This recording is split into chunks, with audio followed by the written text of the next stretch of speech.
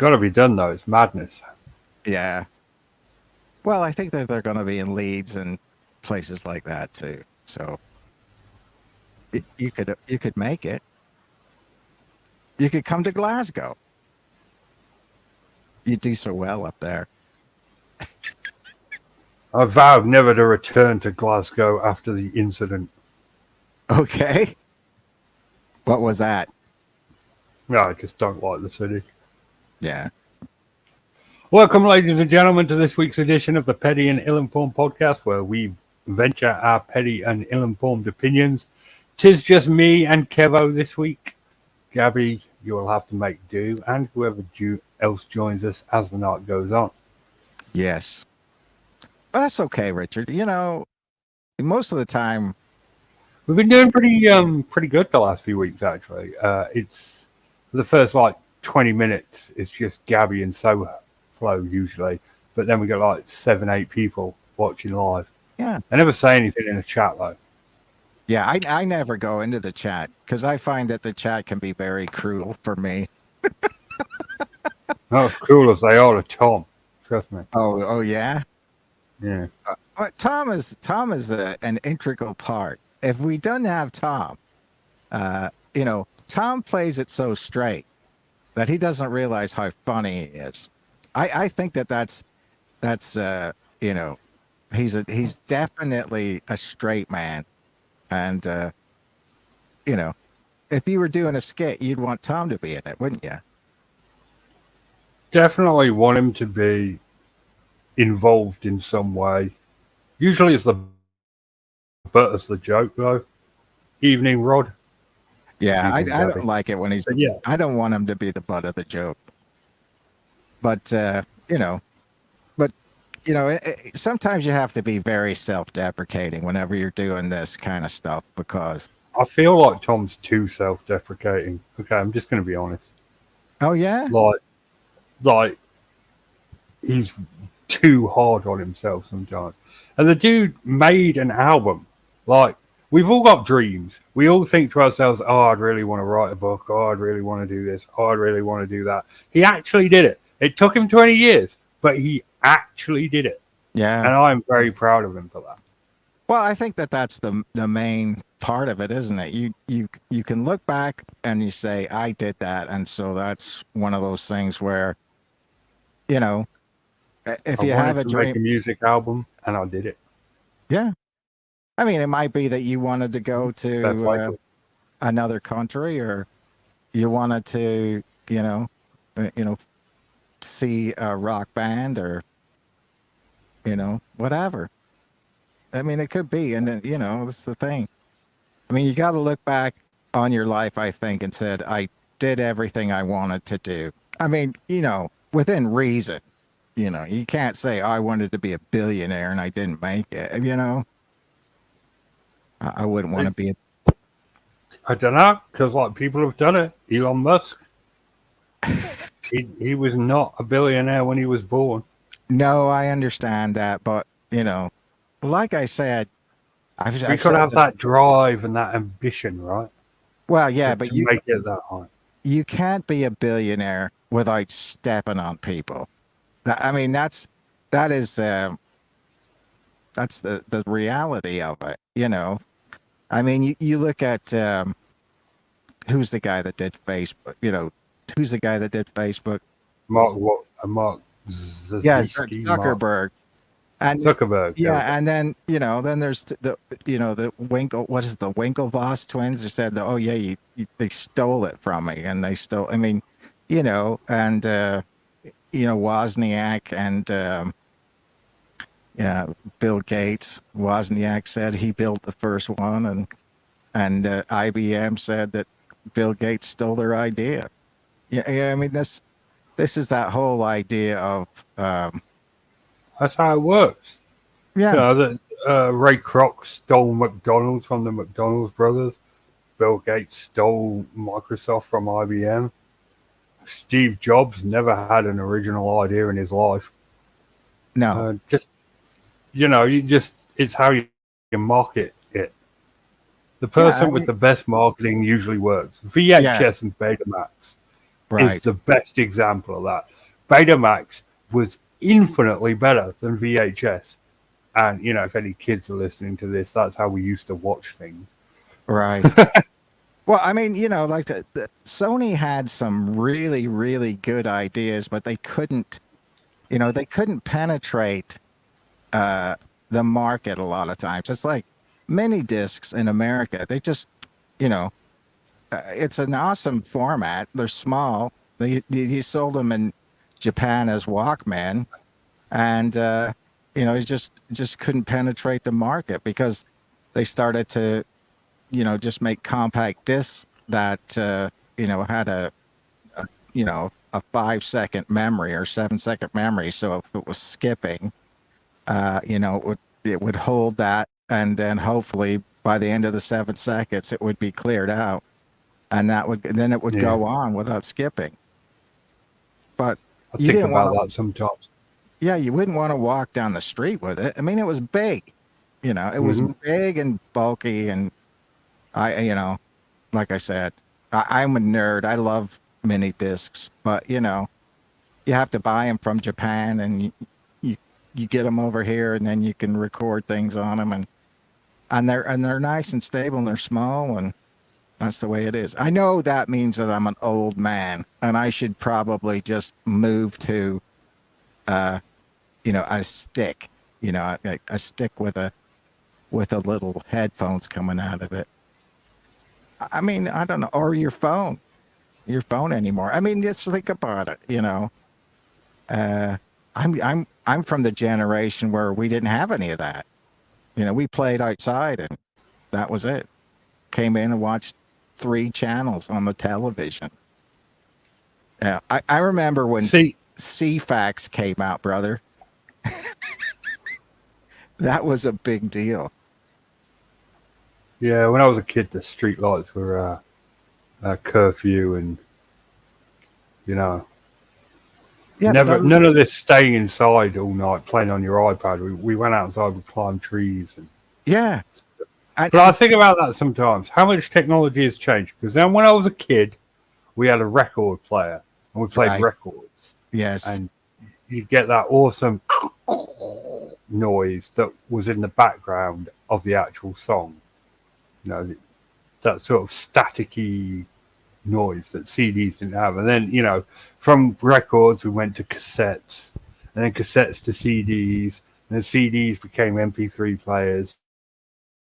And now, you don't have physical copies of anything. It's all on this cloud thing right. that Which exists. I really don't like because of the fact that um, I've had that happen, and then you go into think you've almost got too much choice at that point in time because you buy things, and then 6 months later you forgot that you even bought it, and Yeah. there's something about having a physical copy that makes you look at it and say that's good. I'm with you on the record part because when they went to CDs, it was almost too clean.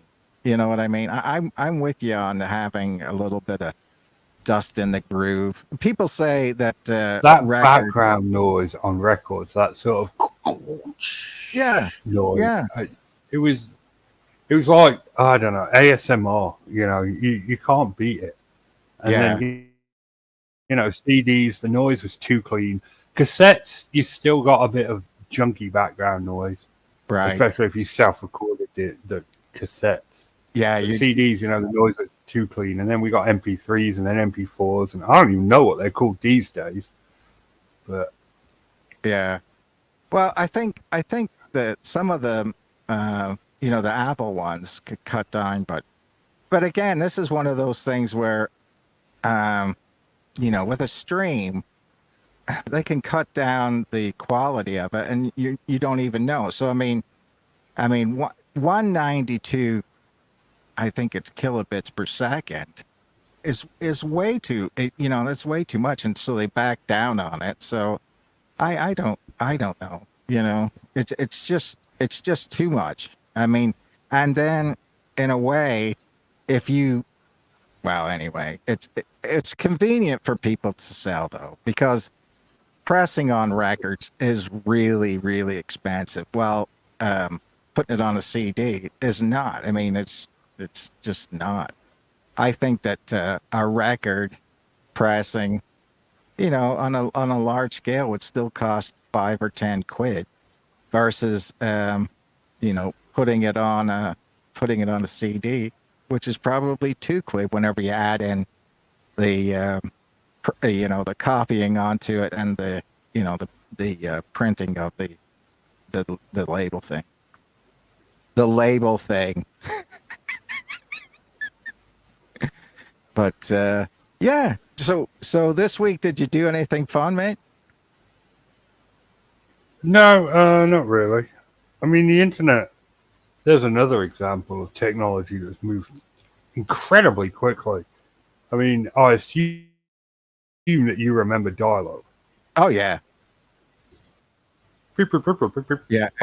You've got mail. You've got mail. But that was then the first time that you could, obviously before the internet, you could go on to certain bulletin boards, and it would just be, text. But then Mhm. whenever AOL came in, you had to basically learn it all over again. But you could go to certain groups of people, and that's whenever I think security, as far as your kids, became a big deal. Because if you were going onto a bullet board, that was boring and everything else. But if your kid was getting onto certain bulletin boards on the AOL style, they're basically then talking to people all over the world. So, you know, I think that at that point, it became more dangerous. And then you remember Netscape Navigator? Yep.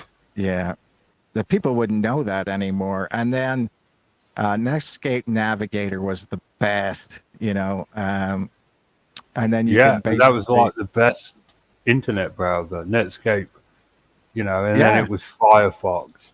And now yeah, Firefox is a massive resource hog.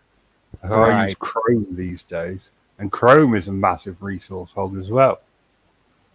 Yeah, I think it is. And then, it's a funny thing. And you remember Real Player? Because you always had to download Real Player every Yeah, 5 minutes. yeah, Flash player as well. Yeah. Well, Flash Player. Gabby's going off in the chat right now about dialectical materialism, Oh, yes. Yeah. the foundation of communist philosophy. Um, I watched an interesting documentary the other day. Do you remember the Rajanesh colony in Oregon? yeah. Yeah. The Bhagwan Shi Rajneesh. That's the dude. Yeah.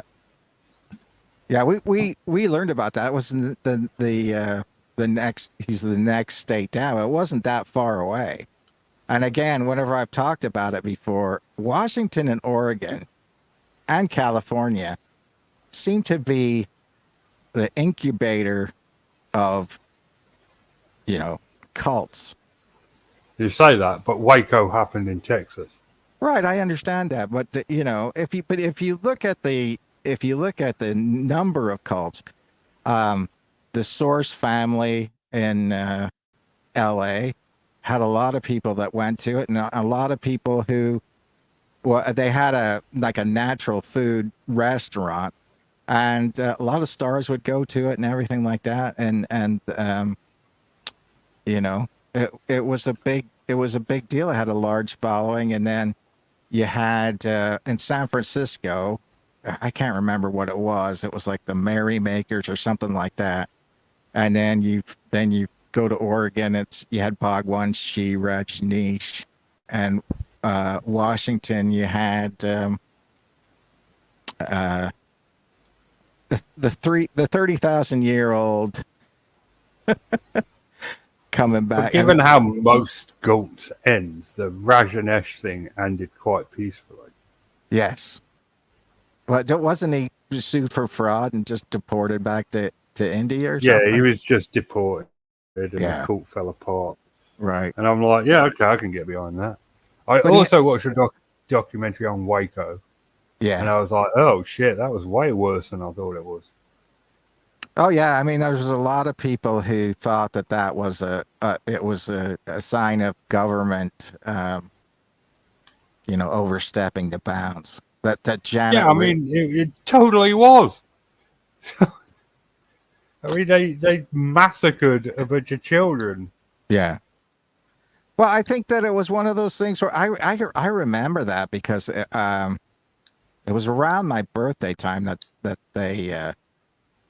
they finally went in, and it was very dangerous because again, this was the CS gas was flammable, and then all of a sudden, uh, Everything was on fire. yeah, everything went up, and so that was the thing. I mean, whenever they went in the first time with the ATF was going in to arrest them because It wasn't again, even an arrest; it was a search warrant. yeah. But I I mean, think that they didn't even have an arrest warrant; it was a search warrant. That's the thing. yeah, That's the thing that got me. I was like, so what? yeah, but they were all tooled up. You know what I mean? They were all in SWAT gear and all this other stuff, which again is you shouldn't go if you're not. Uh, I think a member of special forces or something like that. And there's an argument about the fact that police in in uh, in America are so um, militarized that's the option they want to take. You know what I mean? They get surplus uh, army tanks and stuff like that, and then use them, and then that's what they want to do. But yeah, they were selling, but a lot of these things always start from people selling illegal weapons at gun shows. I mean, if you look like uh, the Waco thing, the reason that the reason that they were there to get a search warrant was because they were selling um, somewhat illegal stuff at gun shows, and then Randy Weaver, which was Ruby Ridge, he was selling supposedly or had modified a shotgun to be too short. But again, a lot of people say that the Ruby Ridge thing was a setup too. Well, I mean, so again, this is just one of As far those as the things. Ruby Ridge thing goes, I'm just gonna be honest. You know, like 3 people died over 2 shotgun barrels, regardless of whose fault it was. That's a tragedy. Yeah. Well, I think it was because again, this is one of those things where they were killed by a sniper a long way off, and I don't know the child had run out of the house Hmm. and had run into a agent hiding in the bush, so he got shot. That was up close, but the wife was killed by a sniper, and she was holding the baby, and I mean that's just tragic. I mean that is The tragic. ATF took a black eye over that, and that's probably why they were so, you know, hands Yeah, on and with the whole Waco thing. That's a good point, Gabby. yeah, No one knows who shot first. The cultists said the ATF shot first. The ATF says the cult shot first. That's where I come down on it. If I'm honest, on the one hand, what happened there was an absolute horrific tragedy, and there's a case to be made that the ATF were responsible for it. On the other hand, it was a coup, so fuck them. You well, know, later on in the thing where uh, regardless of that situation, I don't think anyone in the government died. Um, they ended up peppering through the walls and everything like that and the roof, and David Koresh got shot. And they say that was self-inflicted.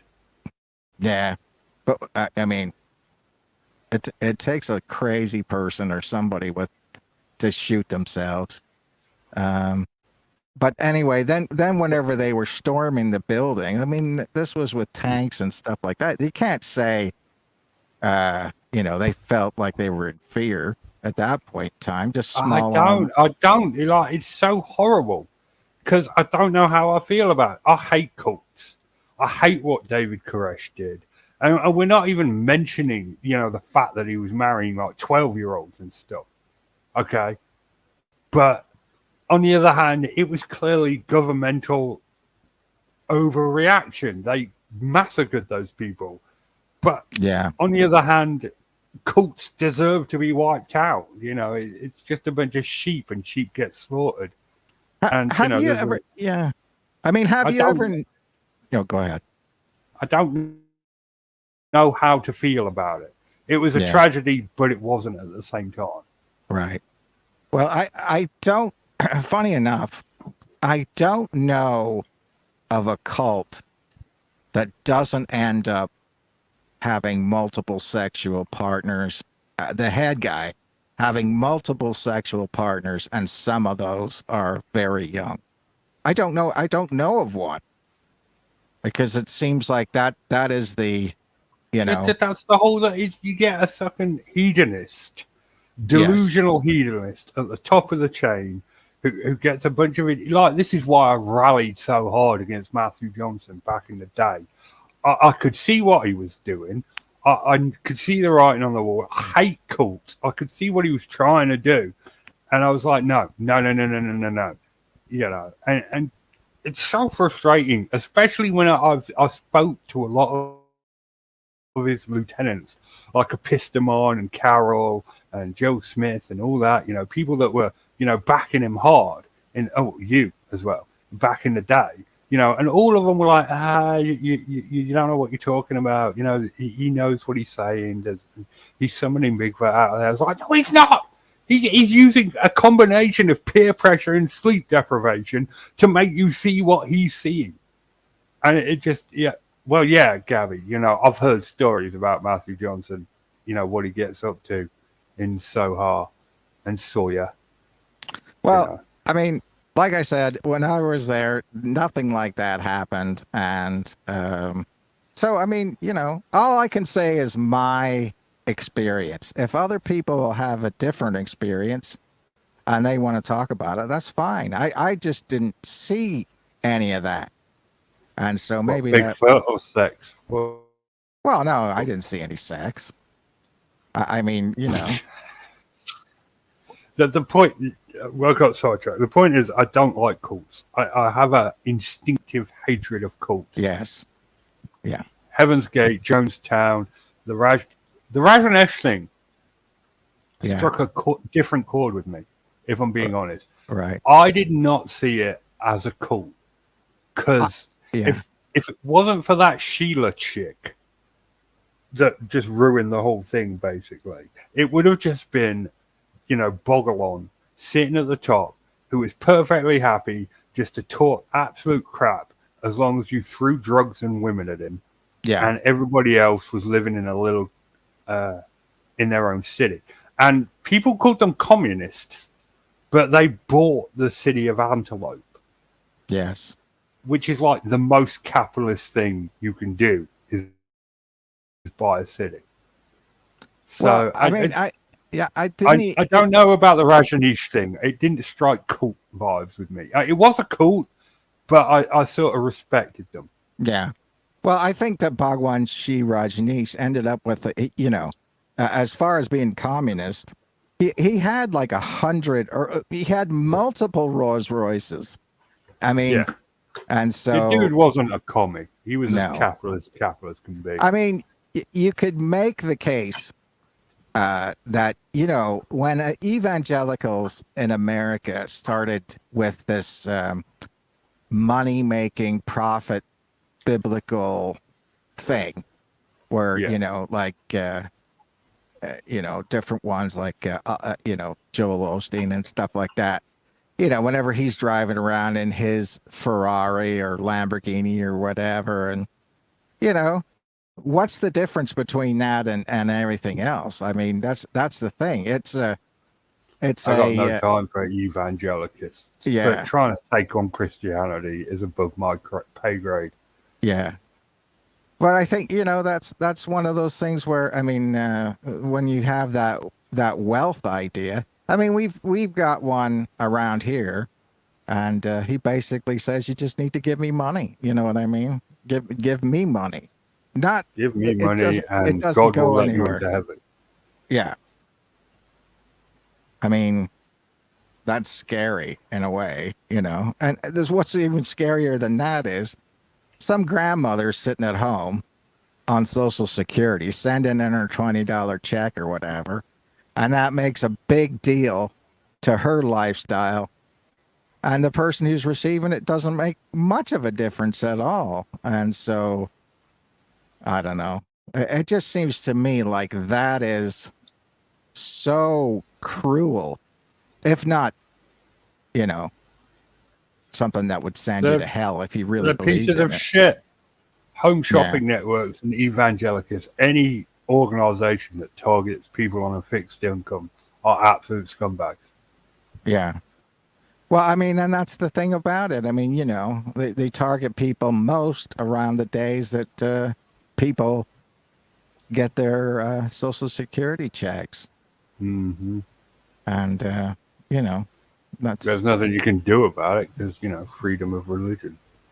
well, freedom of speech, too. They'd say, okay, well, this is, I'm just talking about these things. And what really upsets a lot of people in America is if you have a religion, you don't pay taxes. So the wealth itself, the money coming in, you don't pay taxes on. Your church, you don't pay taxes on. If you say that you're living in some bill, you've got what do you call that whenever you live uh, on the church property or whatever.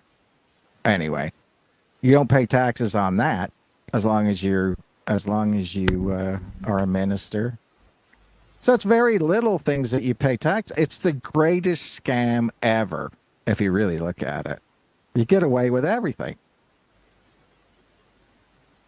and you don't pay tax on it. You know what I mean? Hmm. So whereas me and you pay tax, well, if you were living in America, you'd be paying tax. I don't know how, you know, You pay tax in England as well. yeah. No, I know you pay taxes, but I don't know if religious. I mean, I know you pay taxes, brother, but I don't know how religious organizations, whether they do or not. I think the Church of England doesn't pay taxes. The Catholic Church doesn't pay taxes. Yeah, Any maybe. other religion. Yeah, I mean, maybe we've they got have. Mormons over here. Yeah, I know. I remember when it was funny in Mormons are Bangor. odd, aren't they? Because you can make an argument that Mormonism is a even bigger of a scam than Scientology. But I've Well, never met a Mormon I didn't get along with. yeah. Well, Mormons, as it is, are very, at one point in time, you'd say they were very innocent. You know what I mean? And Yeah. so, in a lot of ways, they're brought up to, be kind to everybody and things like that. What what does make a lot of people mad, and especially Freemasons, is they said that Joseph Smith basically stole a lot of the ceremonies and things like that because he was raised to a master mason in like 3 days or something like that. And so basically he was in basically stole a lot of the ceremonies, handshakes, movements, and all that stuff, and just incorporated it into the church. Now I The don't think dude it's like the I dude don't think read the tablets with gold out of a magic hat. yes. He was obviously a con man. All right. I don't care what anyone says. I will happily go on the record and say that Joseph Smith was a con man and the entire Church of Mormon is a load of crap. But I've Well, never met one that I didn't get along with. yeah. Well, I mean, Scientologists are totally nuts. Like, they are dyed in the wool cultists. But Mormons, they're all right people.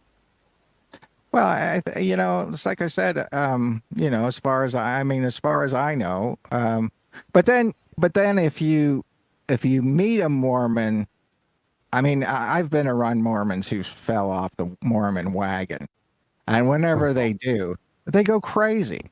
They drink, smoke, hang out. It's like once you get into the thing where you feel like you've gone too far, it's kind of like the idea of I've passed the edge of redemption, so I'm just going to go wild. You know what I mean? And some of them do go wild, and it's a funny thing. I used to work for a Mormon, and man, he smoked, drank.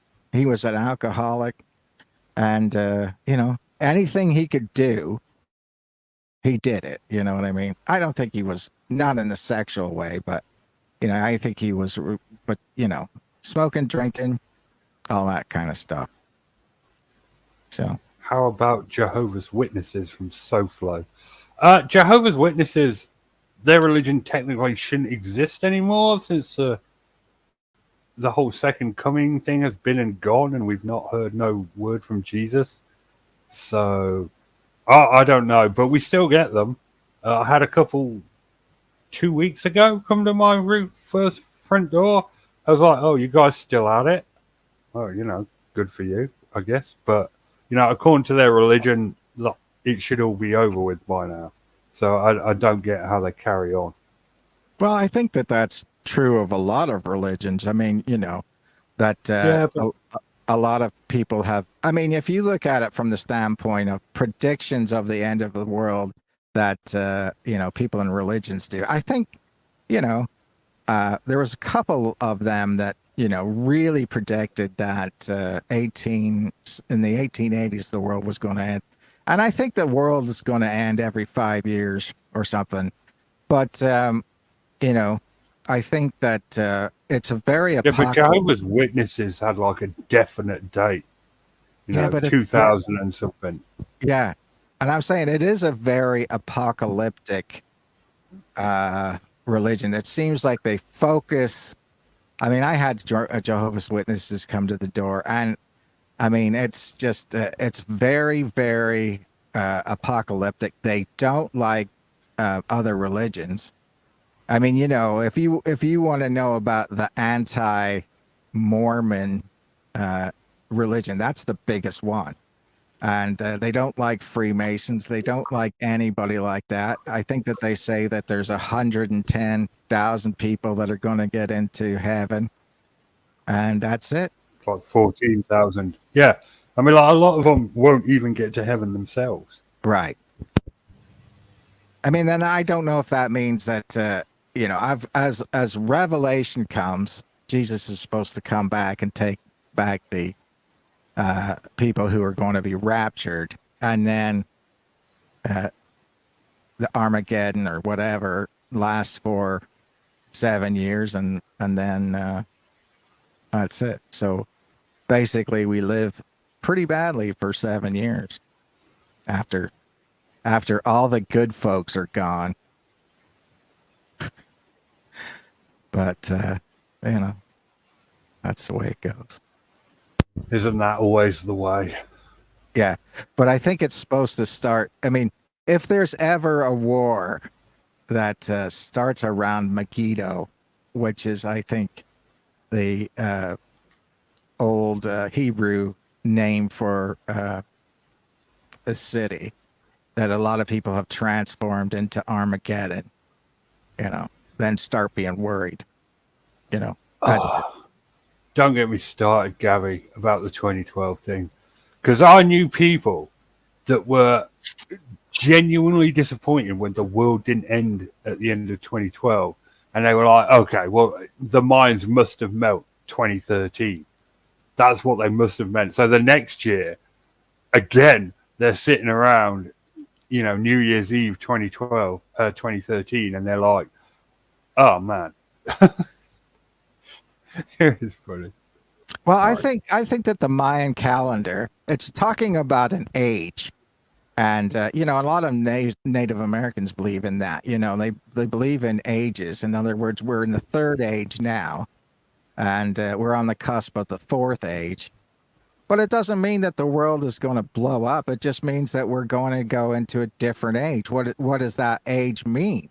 It could be a new apocalyptic idea, like aliens come or something like that. It doesn't mean that the calendar's going Speaking to of end. that, what's your number? What do you think is the biggest threat to mankind? Aliens or AI? Right. Oh, which one do I think? Yeah, AI. yeah. Because Right. Okay. Yeah, I remember that so far. I mean, that's the whole thing. It's like Skynet. You know what I mean? It really is. Because in a lot of ways, I mean, you look at things like Blade Runner and things like that. Where these simulated things are very, very smart, smarter than us, and that's it. Well, I mean, at the one point in time, they'll say, "Well, there's no need for people anymore. I mean, we're stronger, faster, can think of things better. There's just no need for the creator anymore." That's the thing. That's the whole idea of killing God. You know, and a lot of people were mad at Charles Darwin because they said that Darwin was trying to kill God. And there was a big deal, for 20 years, there was a big deal about that in religion because they said that, because of Darwin's idea, it screwed everything up. You know, that if evolution was true, then the Bible can't be true because if the Bible says that the world is 6,000 years old and you could prove that evolution existed, then you know how old the earth really is. And science moves forward with that. But that's one of the reasons why religion has had such a big problem with it. And that's it. You're backed into a corner if you're in a religion. So, I remember when I was a kid, my parents sent me to Sunday school, so I was absolutely convinced there was a God. And then the older you get, if you're an inquisitive sort, the more questions you start getting, and then you start thinking, "Is there actually a God?" That's how I arrived at atheism. yeah. Well, I think this is, a lot of times, and I don't think it's, I mean, this is something that goes back, you know, for hundreds of years. I think that even in the Renaissance or times before that, I mean, all these people have crises where they, it's like crisis of belief, where they question it. They question whether God exists or not, and hopefully they go on and say it's real or it's not. But I was reading a book about the Crusades the other day, and as they were failing, and a lot of people, were dying. Uh, there were people who were in the upper echelon of the Knights Templar and things like that that was saying, if God exists, why has he let us suffer like this for 6 years? Why is he so cruel to us if we're trying to do the right thing? And basically, I think it was weird that he said, if God exists. So even he was doubting, had a doubt about whether he existed or not. I mean, and I think that a lot of people in wars and things like that question it. They do question why am I going through this? It's a terrible thing. But I think Well, that have you ever seen a movie All Quiet on the Western Front? yes, I think that movie answers that question. yeah, That you start off all full of the beans and enthused, and you end up being shocked because you saw a butterfly. Right. But I mean, this is the thing that really comes down to it. There's such indiscriminate killing. I think that was the the major difference between World War One and any preceding war before it, because I mean, you could kill a lot of things that you never even saw. I mean, you were using trench mortars at that point in time. You were using machine guns, heavy artillery, and things like that, and you never ever saw the victim that you were killing. And they say that a lot of people in the Second World War had that differentiation whenever they were dropping bombs out of a plane, that they didn't consider the fact, because of the altitude, they didn't consider the fact that they were bombing people per se. You know what I'm saying?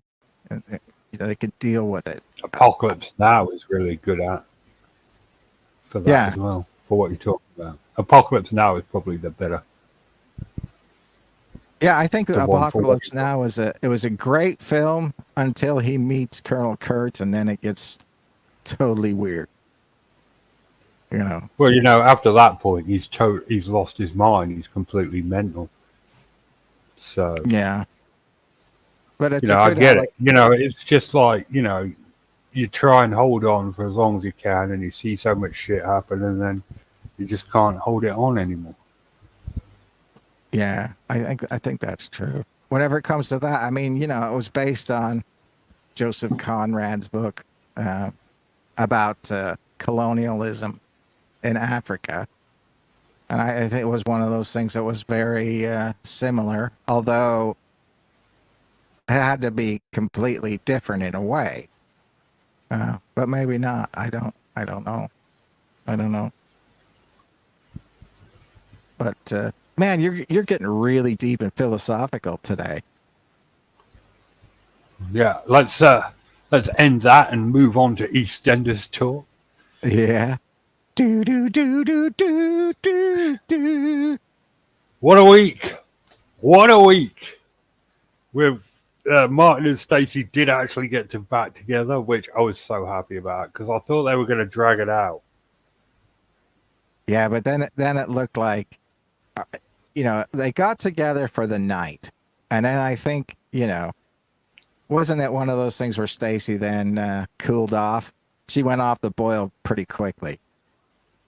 You think? Well, no, they got back together, but she's still doing her cam work. Oh, that's right. And then Martin said, I want you to stop. I genuinely didn't know which one of them to take the side of in that. On the one hand, Stacey's a strong, independent woman, and what she does with her body is her choice.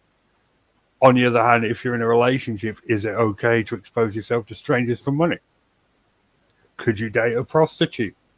But then again, it's 2023. Are you allowed to tell a woman, what she can do? Well, I think again, this is one of those situations where you have a distance of anonymity. It's remember the old days whenever you had like a booth that you went into and you put quarters in, and I don't think you even saw who was there in the booth, and it was just anonymous, and you didn't really know who it was that you were dancing for and stuff like that, and you didn't get to talk to him, and you didn't get to touch him, and everything like that. Whereas, there's always that element of weirdness when it seems like a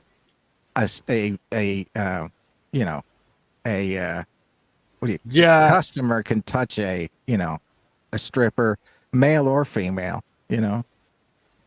Yeah, I get it, and I get what you're saying too as well, Gabby. It's one of them things where you just like, I see both sides of the argument, and I don't know which one I side with. I think Stacey is more than well within her rights. Of course, we know that the person that's paying her is not just some random on the internet. It's some guy that's gonna, end up stalking her and wearing her clothes and all sorts of weird shit. Right. Right. and But might even be the person that ends up dead at Christmas. well, I mean, I think there's going to be a lot of drama about it because obviously, uh, asking where she was from. I don't know how on those types of sites. I don't think they're supposed to know anything more about you. They can't. I don't know how they do it, but I think showing her face was a big no to me. You know what I mean? I just would be against that for not for the standpoint of I it's for a safety reason. You know what I mean? And so that I mean again, he's worked his way into her life. Whenever he mistreated his male student, and you can't now he's all cuddled up to the whole family, and Martin knows, but Martin's got the wrong end of the stick. He thinks pedophile. but you don't know he wasn't. I mean that's the thing. You don't know he wasn't. If he was, when he went to the school, and they said, there was a lot of people that had a problem with him. It could have been that it was fellow teachers, or it could have been, younger folks, and so we don't know at this point in time. We don't know. Well, he's obviously into Stacey since he's the one that's paying for her and everything. Right. Right. I don't know. And then we've just got this vague thing from the other school that Martin went to that said he's a bit weird about relationships, and the woman was acting really dodgy. Yeah. So maybe he's just a stalker. Maybe it's like a Leo situation with Whitney. Well, I think it's one of those things where you don't want to say You're in Florida, SoFlo? Dude, you're lucky. Florida's got such a wonderful biosphere. You've got crocodiles and alligators. It's the only place on earth you get crocodiles and alligators. Yes. I mean, I would have a hard time living in Florida, to be honest with you. I mean, as a person who, is a teacher, I it's one of those things where I think the other day they came out and said teachers are supposed to teach people that slaves benefited by being slaves. It's just like they had a roof over their head. They got 3 meals a day. What were they whining about? Right. They got some special skills. And I mean, I'm not joking. We taught them a trade. I mean, it's horrible. It's a horrible moment in human history. Yeah. I mean, that's what I'm saying is that I'm saying that British people who owned slaves in the Caribbean islands like Jamaica and things like that, they didn't treat anybody any better, but but they did free the slaves, I think in 1834, and then that ended slavery there. But I mean, is that really a big difference with 30 years or something like that? But it is one of those things where, I don't think in British schools they teach a lot of things about slavery.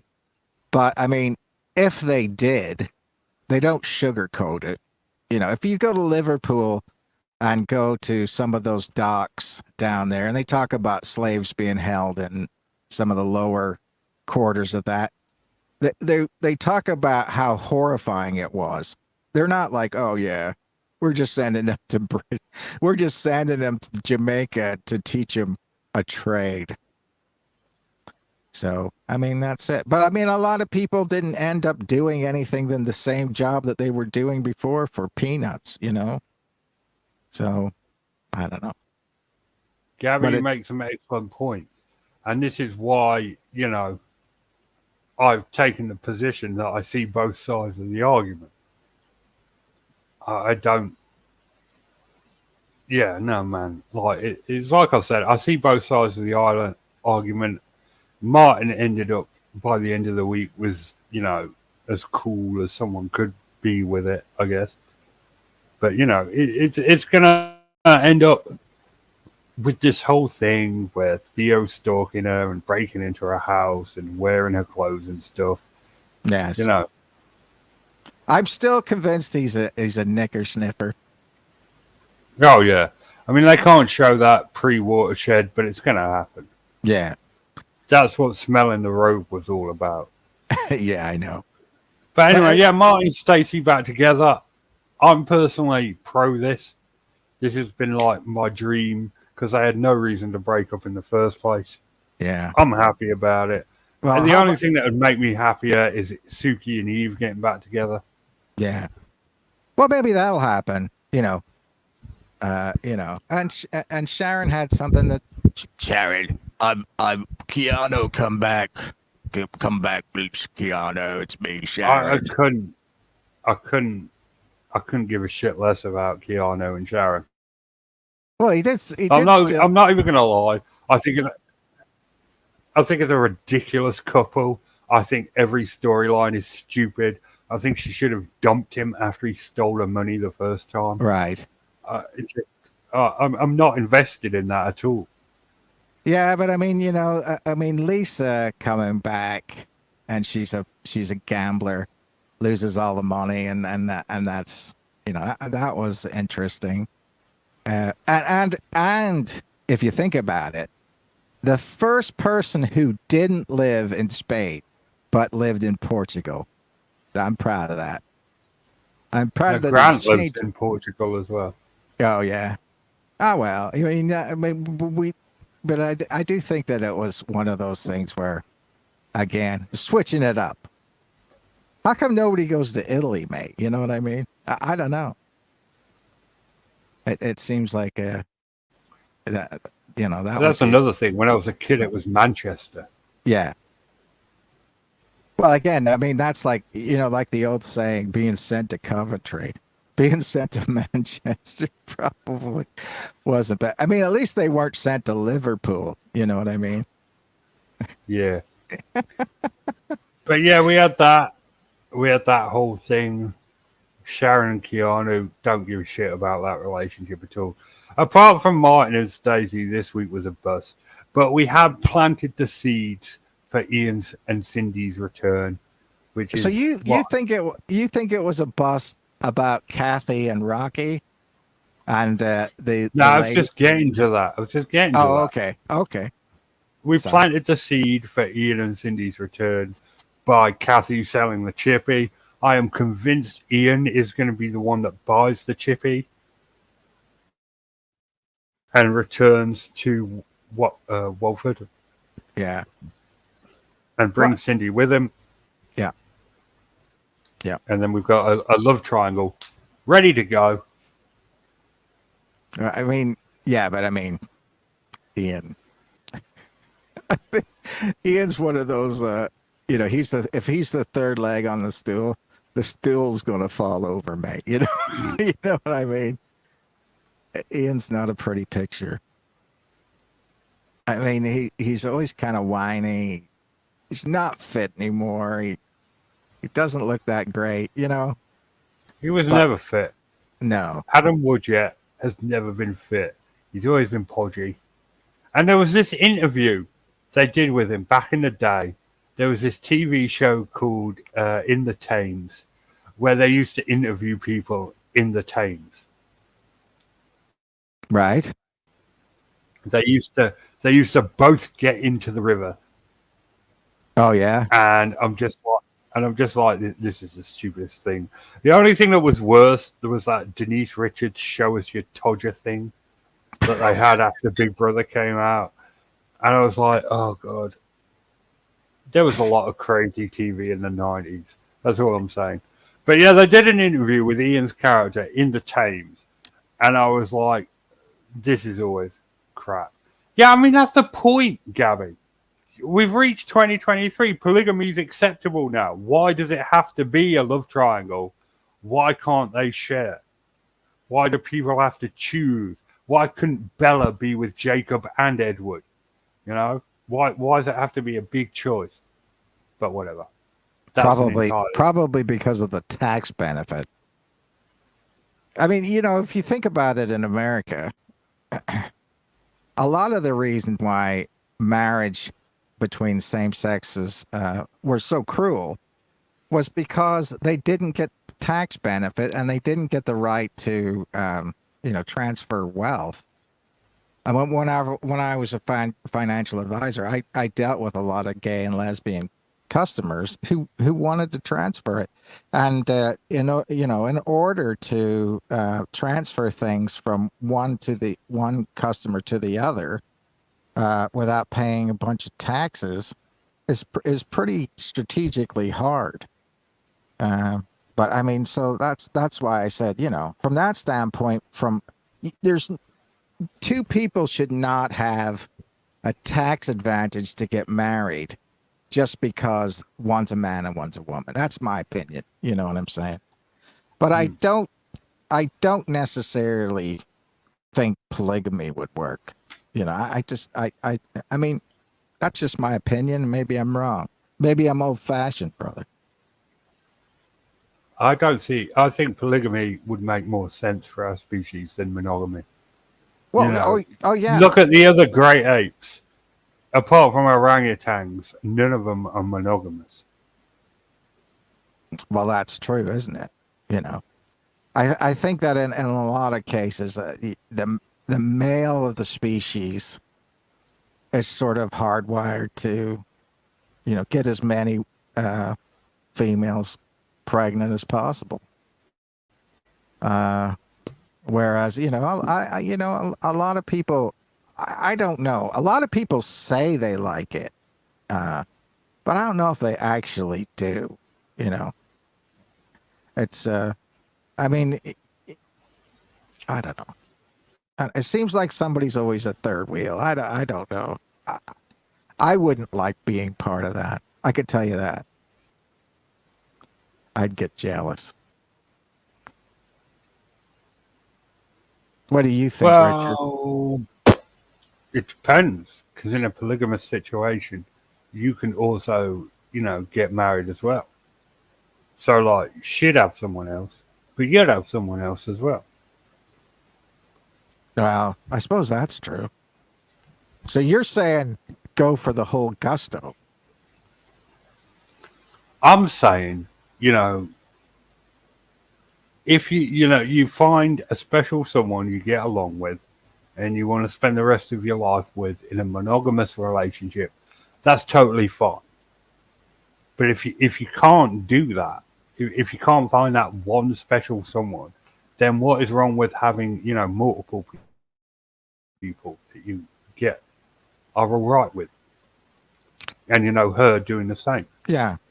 Well, I mean, from a psychological standpoint, having a spider web, if you know what I mean, a group of people that you can depend on, get different things from, that does make sense. You know what I'm saying? I just think that,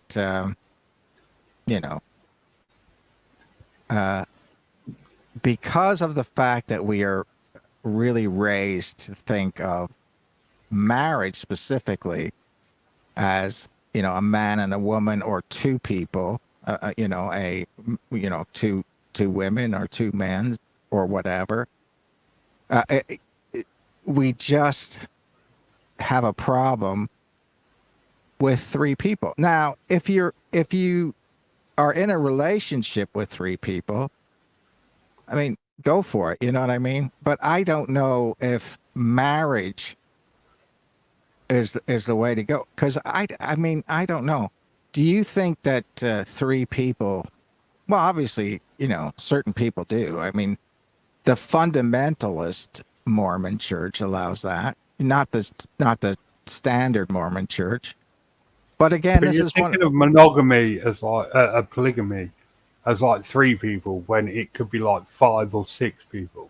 Yeah, you could have 3 wives, and those wives could have 3 husbands. Right. I mean, that's what I'm saying. I have a mental block. It doesn't mean that later on I couldn't be convinced, and I'm not saying it's bad. I'm just saying I'm not there. I mean, I think that I'm open-minded, and I think this is where a lot of people aren't, because they get into that and say, no, that's not right. And then that's it. And then they clam up and then they don't consider it as a thing. I'm just saying at this point in time, I have an opinion, but it doesn't mean I couldn't be convinced otherwise. That's what I'm saying. Yeah. I mean, like, I've met people that are, 100% monogamous, but I've met people that are 100% polygamous, like Gabby in the chat. I could not imagine her for 1 second, settling down with one bloke. She'd need like 2 or 3 husbands. Right. At least, if she ever agreed to get married in the first place, which, again, knowing Gabby, I don't think she would do. Right. Well, maybe that's what I'm saying. I've known a lot of people that have been in a love triangle and known it and, accept it. Or, they have a relationship between a certain amount of people. But I mean, I'm not saying just 3 people. I mean, I've known people that, have done that, but it doesn't seem to me like it's a long-term thing. As far as you would want to get married to those folks. That's all I'm saying. That's all I'm saying is, I've known people that have done it, and they're happy with it. I don't know what it's called, but it's like, what is that called? An open relationship, where you just, call somebody up and say, what are you doing tonight? Oh, I don't nothing. think that's a relationship. I think that's a booty call. Yeah. I mean, maybe you're right. I mean, like I said, but that's a casual relationship, and not a committed relationship. I mean, I don't know. Like I said, I'm really so quote unquote innocent about it that I don't know. See, I'm not against an open relationship or polygamy at all. And just like, do whatever makes you happy. Yeah, I mean, that's I think that's I guess that's my point. Do whatever's happy, but makes you happy. I'm not against that per se. But I mean, I think that a lot of people would have a problem with it, Richard. You know what I mean? I think a lot of people would have a problem. But again, Some there's a lot. people might, some people wouldn't. Yeah. You got to do what makes you happy. Right. That's the important thing. Right. But I think that this is one of those things where, certain groups don't like gay marriage in America, and they want to basically kind of outlaw it. And you can see this. I never understand the opposition to gay marriage. Well, If I live for 1,000 years, I well, don't get it. no. I mean, obviously, other people have done it throughout time. But I mean, it's like, transgenderism. I don't know why people have such a big problem with that. It's like, Well, I'm transphobic, so I get that. Because my problem with transsexuality is there's 2 existing mental health issues that explain it. Body dysmorphia disorder and narcissistic personality disorder both explain all the symptoms of transsexuality. So I'm like, and added to the fact the suicide rate for transsexuals is so high, I'm like, is this a legitimate thing or is this a mental health disorder? I'm going to go where the facts are pointing, which is it's a mental health disorder. well, I mean, it could be. I mean, it could be. Again, this is one of those things where I don't think. I mean, you've got people who are transvestites. Those are. I mean, these are people who are classified in this whole group of people where, obviously drag queens can't seem to, read in public libraries to kids. And I they're mean, exposed. that's the other thing. I'm like, I personally don't agree with it, and I personally believe these people are mentally unwell and need professional help. On the other hand, uh, should that stop them from living their lives? Right, but I'm just talking about drag queens. You know, people who are men and they dress up like ladies, and it's like I think I used to go to drag shows a lot, and there's nothing wrong with it. It's just women who, I mean, men who want to look like women and do a show. The I same have thing. seen some sexy drag queens in my time. Not Right, gonna and lie. yeah, that's what I mean. That's what I mean. And so I don't see a problem with that. I've been to drag bingo. I've been to. I mean, I don't dress up like a woman. I don't have the hips for it, brother. I Yeah. don't think I'm not judging you, Kevin. Fill your boots. You know. you know. I don't think a drag queen with a beer belly is that sexy.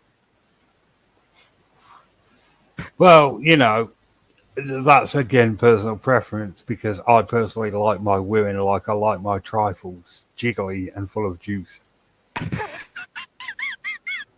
Yes, but I'm just saying that uh, the distribution of weight on a female whenever they are heavy and distribution of a man, it's quite different. That's all I'm saying. Yeah, I like There really, are fat women that have small tits. yeah, but that's just not my thing. You like a big chest, is what you're saying. If you ever, I think that the funny part about it is, uh, if you, if you consider my wife and if you consider my girlfriend before my wife and before that, I mean, they say I definitely have a type. You know what I'm saying? My I don't know. I've just seen pictures of Sam. I've never seen any pictures of your previous girlfriend. No, I know, but what I'm saying is that I have a very conscious, obviously bias towards that kind of look, and so I like it. You know what I mean? But you know, I went out with a thin girl once, and that was it. I can't date skinny chicks. It's just not for me. It's like having sex with a rake.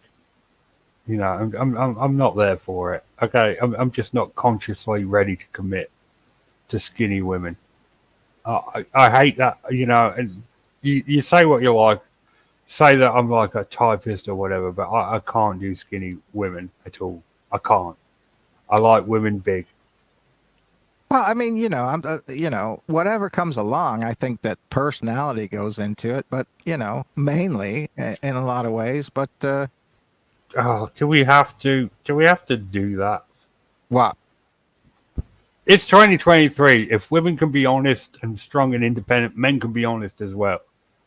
Personality, okay, yeah, it does count, but not as much as looks do. Well, I mean, well. Have you ever? Well, let me ask you a question.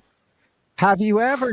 Okay, there was a lot of flabbergasting right there. No, no, no, Okay, no, no. What I'm saying is, have you ever noticed that whenever you're attracted to a woman, the more that you are hanging around them, the better looking they get.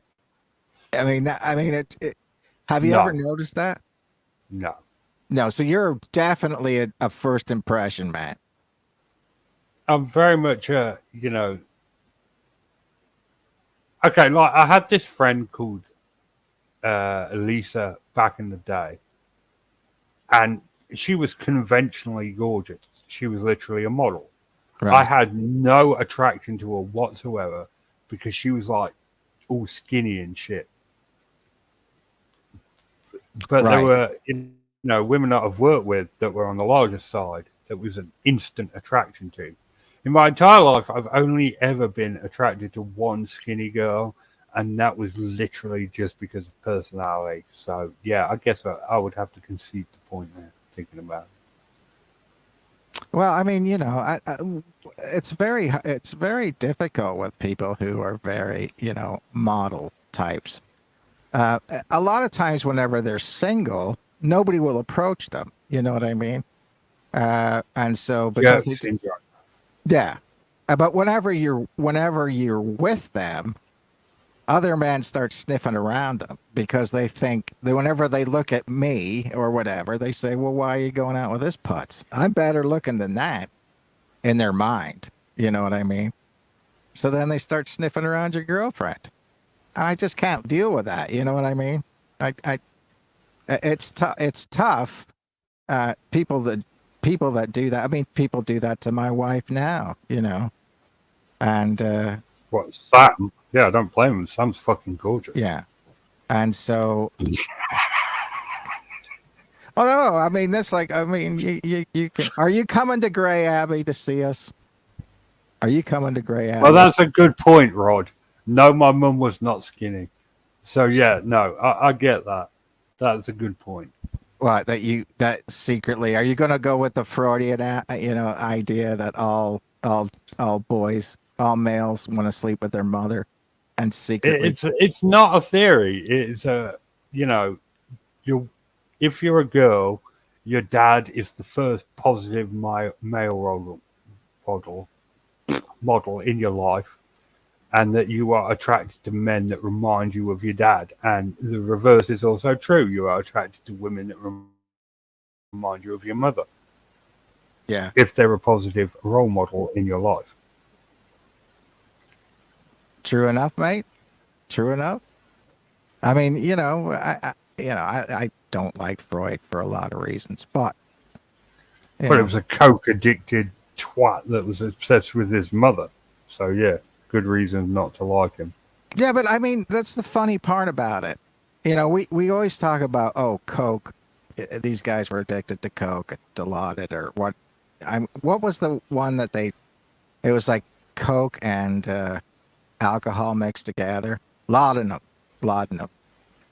But I mean, if you look at it from that standpoint, it was legal to buy. A lot of people used it. Uh, you know, a lot of people thought that cocaine and laudanum were good things because at that point in time, alcoholism was the bad thing, right? And so if you could use cocaine and laudanum to get people out of alcoholism, they thought it was all great. So it's just as times change. It's just as time change. I mean, at a certain point in time, marijuana was all right too, until everybody changed that idea after prohibition, since they didn't have anything to use these ATF guys for. They villainized marijuana, and to this day, you know, it's still villainized as only hippies do it, only you know irresponsible people do it. I mean, a lot of people smoke marijuana for some kind of pain relief. You know what I mean? But I mean, we still have stereotypes about it, and so that's a tough one. You know. Is marijuana legal in Britain yet? It's not legal, but police won't usually prosecute you for having it. Right. Because I remember whenever marijuana was like a class A drug. I mean, it was just as bad. Having hashish or marijuana in Britain was just as bad as having, you know, heroin. But I'm glad they changed that. I'm glad they changed that.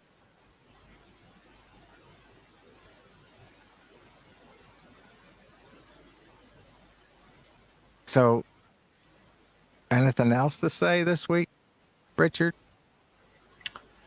Um, Or do you want to hmm. save it? You want to save it for next week because we're way over time, I think. Well, we're 15 minutes over, Well, but we I were agree. having a good chat, so I No, didn't want to leave it. I'm not saying I want to stop, but I'm just saying if you wanted to keep it to, you know, an hour and 15 minutes, that's fine. I could talk all day, mate. You know what I mean? So, uh, what? So you said that you had a story about Ibiza that you wanted that you wanted to say. Now, if people Oh go, yeah, that was funny. This week they closed the island of Ibiza to tourists because of the amount of fecal matter that was in the ocean. And I'm just like, okay, I've never shit in the ocean, never lived. I think that what happens with that, to be honest with you, is a lot of cruise ships that go from island to island, and they just dump they just unload, the tanks into the water, and I know that like cruise ships in America do that. I mean, they just, it's like, okay, we're in the water. You're supposed to do it like 10 miles away, in international waters, and you dump the poop. But I think it's disgusting, mate. But I mean, it's, I it's, I just don't know what to think of that. But do you think that people who go to, and Ibiza, for people that don't know, is like clubland. You know what I mean? There's lots of different clubs there. You get DJs, you get foam dancing and things like that. So, I mean, people get up to a lot of stuff. I don't know if they really go into the water as much as they just lay out on the beach. They all, you're there like it's like 24-hour party people. You know what I mean? You go there all night and then you sort of chill out in the daytime.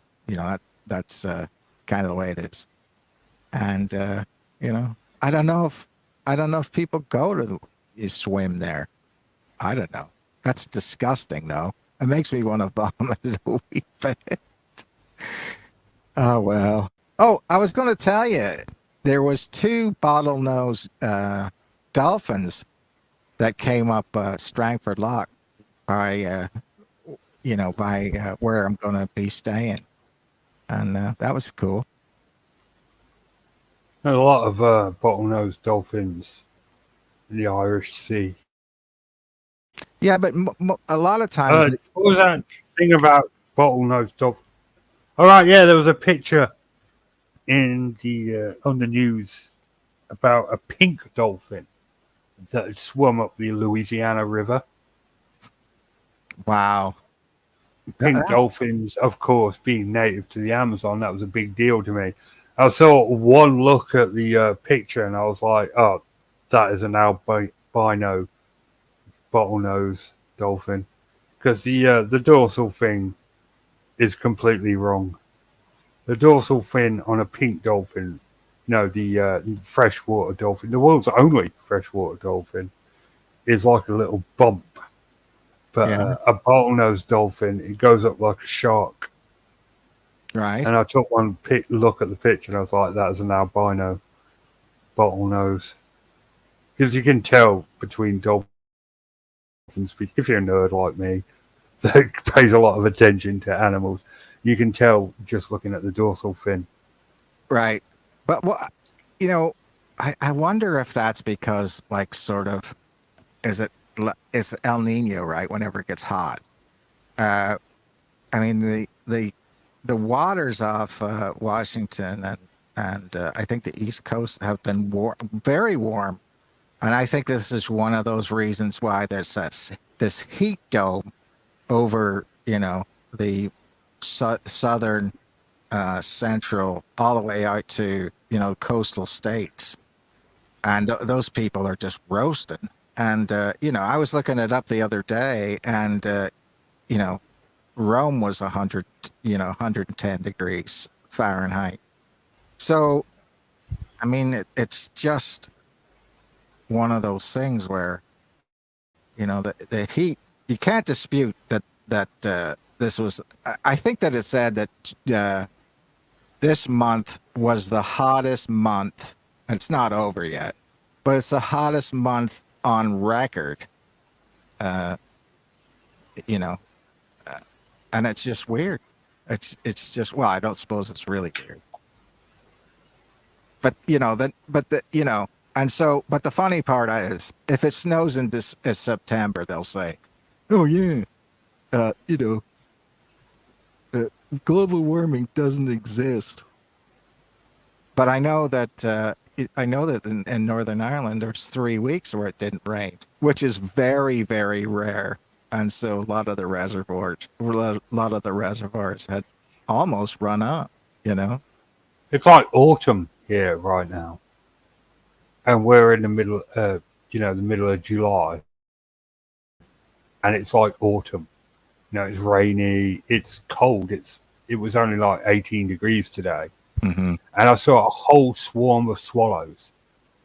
And the only time you ever see a whole swarm is when they're getting ready to go back to Africa. And I was like, "Are you guys pissing off already? It's only Right. July." Yeah. But the climate change is very real. I don't care what the detractors say. Yeah, but I mean, And those people don't believe it. I mean, that's what I'm saying. They don't believe it until it's too late, uh, mhm. and then they come up with a different conspiracy theory. You know what I mean? That it's HARP, that that's changing the weather. That the U.S. government is changing the weather, and so that's what it is. Maybe they'll use cloud That seeding. is what it is. I mean, do you believe in that kind of stuff? Chemtrails and those types of things. No, I don't believe in chemtrails. Well, a lot of times they do seed the atmosphere so that clouds form and it starts raining. I know in Vietnam they did that, but then over the Ho Chi Minh Trail, so they wanted to be nice and muddy, so they would slow up. But then after the Vietnam War, I think there was a global treaty that said they wouldn't change the weather for warfare. But I mean, whenever they had this is not what I'm talking about. But whenever they had the Beijing Olympics, they seeded the air. They seeded the atmosphere so it would rain. So I don't know. Is there anything else that went on? I was trying to think of anything else that went on. I mean, old Stillskin is going to get, sounds like he's going to be indicted on another thing. And yeah, but I'm at this point now with Trump where I'm just like, they're just going to throw everything at him until they get him convicted of something that means he can't run for president anymore. Well, I think that this I'm just like, why bother? Why just say he can't just be president anymore? I was never pro-Trump to the extent, this was another reason, another cult thing. I saw the MAGA thing. It was a cult of personality. Whether he meant to do it or not, that's what it ended up being. And I got no time for cults. But he wasn't better or any worse than any other president. He was entertaining. He made me laugh when he was president, which is a damn sight more than any of the others have ever done. Right. So, but I've never been pro-Trump or anti-Trump. I've just been like, that's the thing that's happened.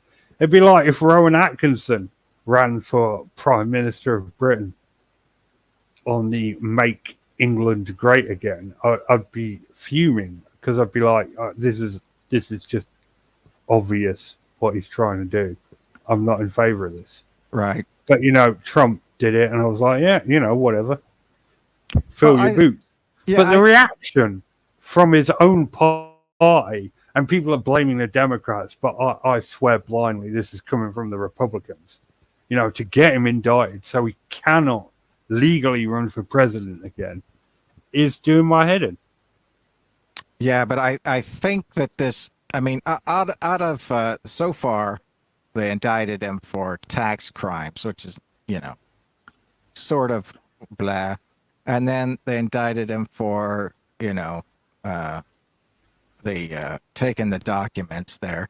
There were certain documents that were of a national security issue. So that's a considerable thing to, that you got to look at. And then, this one would be whether he had a conspiracy with some people to do January 6th. That would be something that would be a big problem. But we'll see. We'll see how that goes, And then the other one would be Bonnie Willis, I think is her name, and she's in Georgia.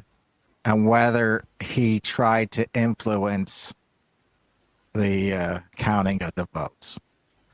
So, I mean, that's it. We'll see what happens. You know what I mean? I think that they're going to try to push it out farther than the election anyway. So, I mean, that was the other thing. The January 6th thing. Whether it was a legitimate attempt to take over or not is a matter for debate. But the fact that it happened at all is not good. Yeah, that's the negative aspect of cults, right there. The January 6th riots. Well, it was funny because I knew people that were considering going, and I privately messaged them and said, "You don't want to go, brother. I mean, you know what I mean. You just don't want to go. Believe me, it's going to be mayhem, and you don't want to be caught up in it. So, I mean, I would recommend against it. I mean, that's the way that goes. I heard that Boris Johnson's WhatsApp on his iPhone got de-encrypted, and so they're going to look at his COVID parties and maybe put him in trouble. But we'll see. We'll see. I mean, someone as connected as the Johnsons is never going to face any real problems. Why bother wasting anyone's time with that shit? You know what I mean? It's pointless. He's never going to face any jail or, legal consequences. That's just not how our country works. Well, I think that what he can say is, okay, I was tried, or whatever. I was found to be not guilty, and so that's it. So you basically say that the system has found you not guilty, and that's what you stand on. You know what I mean? That's what you go by. So, I mean, that's what I'm saying is, if you're found not guilty, you could say, well, everybody, I mean, that's the way it goes. That's the way it goes. Because, obviously every criminal justice system in the world is the best one. Britain's got the best criminal justice system. Mm-hmm. America's got the best criminal justice system. So, we'll find out. But other than that, I mean, I don't think there was a lot of news this week. What was that? I think Russia cut off the grain from Ukrainian grain from getting out through disputed ports, and they're saying that this is going to cost this is going to be a big famine in Africa because of it. So again, the world's going to hell. Wait, but it's always going to hell, though, brother. When is it not gone to hell? I don't think that if you lived in the First World War, you wouldn't. I mean, you would say the world's going to hell. If you lived during the Second World War, you'd say the world's going to hell. If so that, I mean, it just always seems like it. But until somebody decides to nuke the world, it's just going to be this way, you know. That's what I forever. that's what I look at it. Yeah. It's one of those things where I think that the rich folks seem to benefit from wars and things like that. They get richer while we get poorer, you know. And it's a way to control the masses in a way. I mean, I'm not like a complete conspiracy theorist on that, but obviously giving people of lower classes something to consider, or something to you know something to think about, rather than how shit their job is or whatever, is a good thing. So, I mean, a lot of these people are MAGA people are disaffected white men who, thought that their lives were going to be a lot better, and it isn't, So you got to have somebody to blame. Got to have somebody to blame. And whether that, Mm, yeah, you don't think so? no, I agree completely. You got to have someone to blame, and that's why, you know, hate and fear groups like Nazis, UKIP, MAGA work, because they give you someone to blame. Right. And they make it sound like it's going to be really easy to fix. You know what I mean? It's going to be we're going to close the border. That's the way that's going to be. So therefore, I mean, say for example, Florida supposedly, is instituting this sort of system where illegal workers can't work in Florida, and so now they don't have anybody to work on anything. A lot of illegal immigrants just left because they just think it's not worth it trying to be in that system. So, they don't have enough people to work shit jobs. Hmm. And that's the way it is. I mean, you know how it is, if you were